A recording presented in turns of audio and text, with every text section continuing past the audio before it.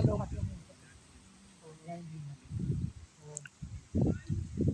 Hindi ka matamaan ng niyog dyan. Iwan ko naman. So, tumusunod yan pag tinanggal mo.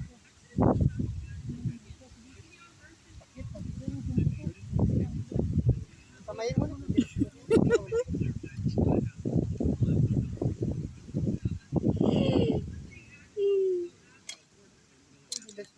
Yan mo lang kasi may mga bato, may mga puno ng dati sa kawati.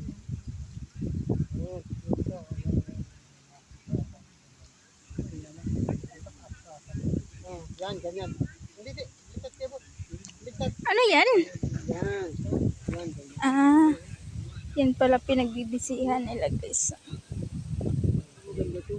Pero kung grandiran pala siya. Ay, tatalim yun ang katulad. Tatalim na yan siya. Yan ang ginagamit sa ano, bungi na nga to eh. Yun sa farm, sa may harap ng bahay sa labang.